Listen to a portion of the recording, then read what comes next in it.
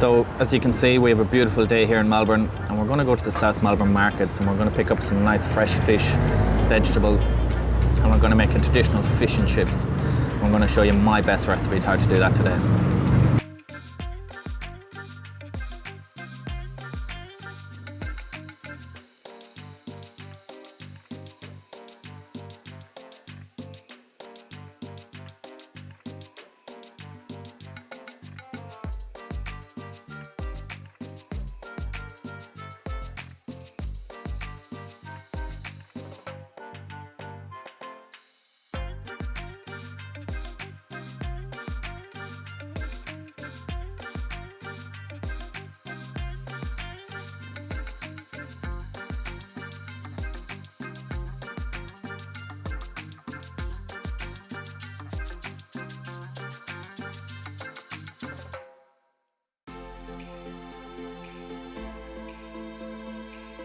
The most popular, we have the fly. Yeah. The fly already out. Very nice. All the fish is good for fish and chips. As long as the chip is good, the fish no problem. Get a half a kilo of that. No worries. That's the front. Yeah. That one. Yeah. That one. Whoopa! Yes, my friend, $10.70. Thank you. Opa! Hello. Oh, fish and chips, please. If you use olive oil, the best one. We are the best fish shop in Melbourne. We don't say that. Cuckoo say that. Thank you, Cuckoo. Bye-bye.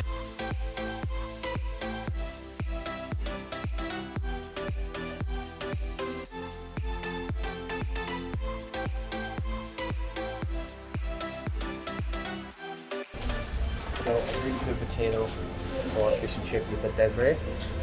You want them like a decent size, a medium size. And these potatoes are really, really good for chips because they crisp up and they're quite firm. Fresh lemon. Then some salads. You get these Roma tomatoes, they're just a little bit sweeter.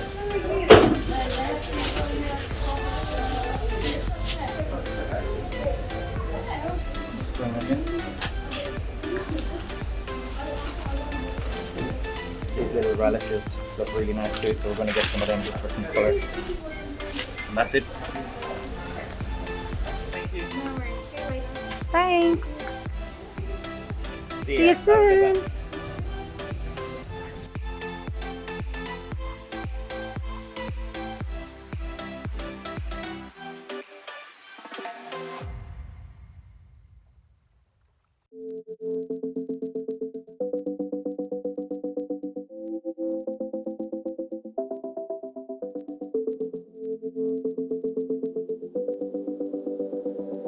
Now that we're back home, let's get started with our fish and chips. So first thing, we need to cut up our potatoes.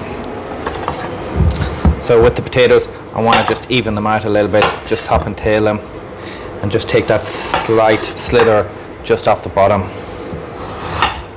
And I don't want to make them crazy thick because I want them to be nice and crispy. And we don't need to peel them. Just try and get them as uniformed as we can.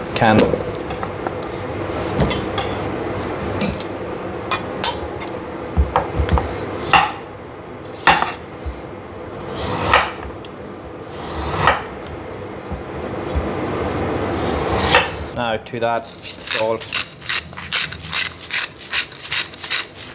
Be pretty generous with the salt with this one. And then the next tip is flour, and it doesn't matter what flour. Just any white flour at all, and you just want to rub them in till it coats the potato.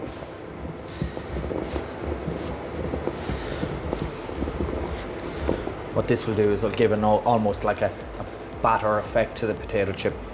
Now pushing that aside just for a second, let's get our salad started. So I've got my lettuce here, and just going to make this really, really simple.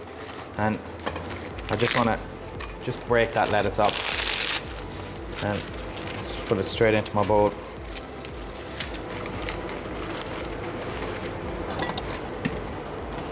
Got me these little radishes that they're so nice in the salad because they're crispy.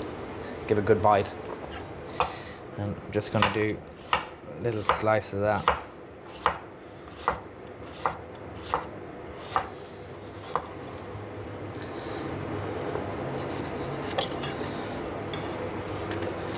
And some spring onions, which I've washed. And I just want them pretty chunky, so I don't want them to get lost in the bottom of the bowl.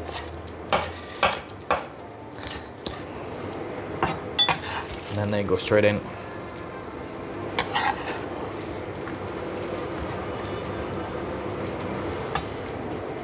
My tomato.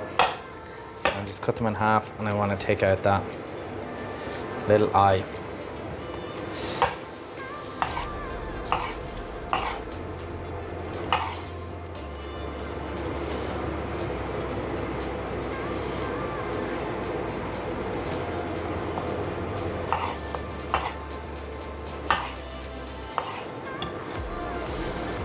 Next, lemon. And just squeezing straight in. These are beautiful lemons, look how juicy they are. And just stopping the seeds from going in. Good olive oil.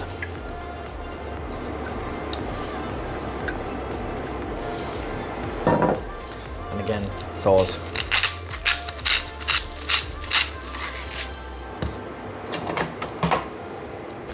And just lightly mix it in so you get all them colors and flavors. Now let's talk about our fish for a second. The most important thing about any fish when you're going to batter it and fry it is to make sure all the bones are taken out of it.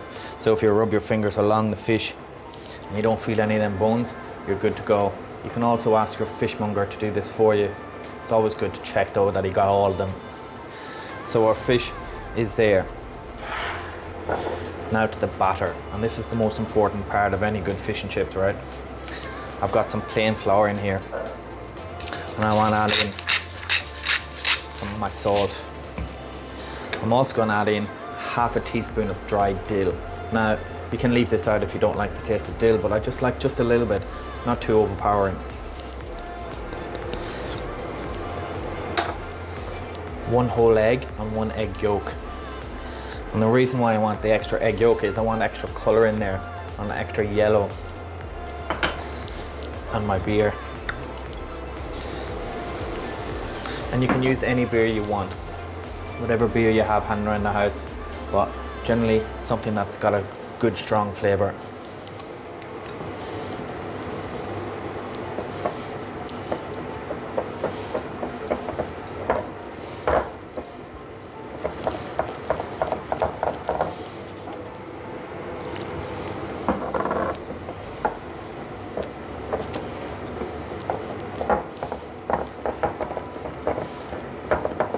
Whisk it till all the lumps are taken out.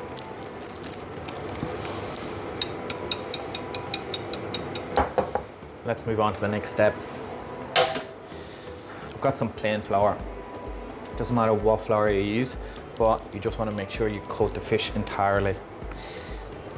This helps the batter to stick.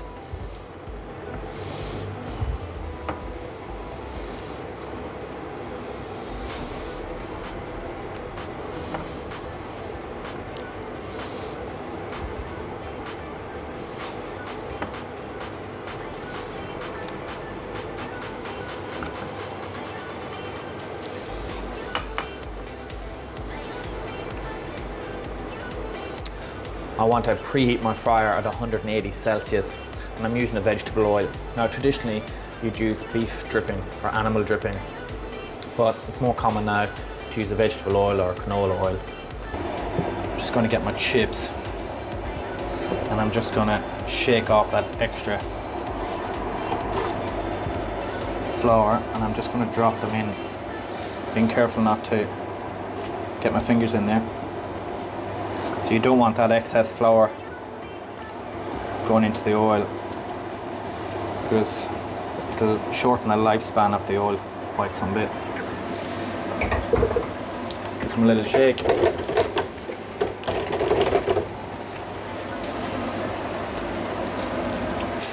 So after about 6 minutes, our chips are ready. You can just check them to make sure that they're soft. Straight into our bowl. Plenty of salt.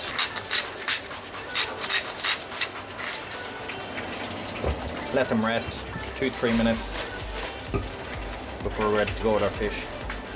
Now with our fish, straight into our batter, and we want to completely submerge it, cover it with that batter, making sure there's no little dry bits, because if there's any bits that are missing,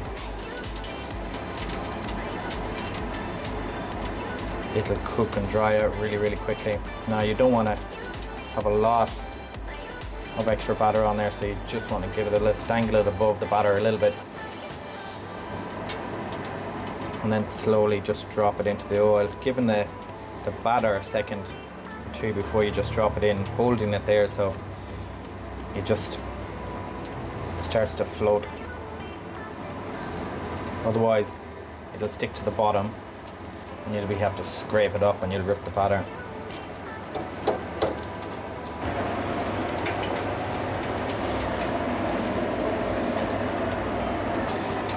After 3-4 minutes, just want to turn it over. Make sure it's golden brown on both sides. After about 8 minutes, we take it up and we want to let it drain just for a minute or two, just to get all that excess oil from the fish.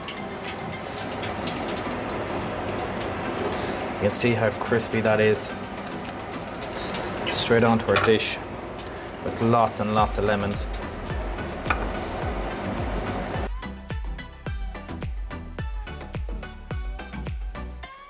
So there you have it, my best recipe for the perfect fish and chips.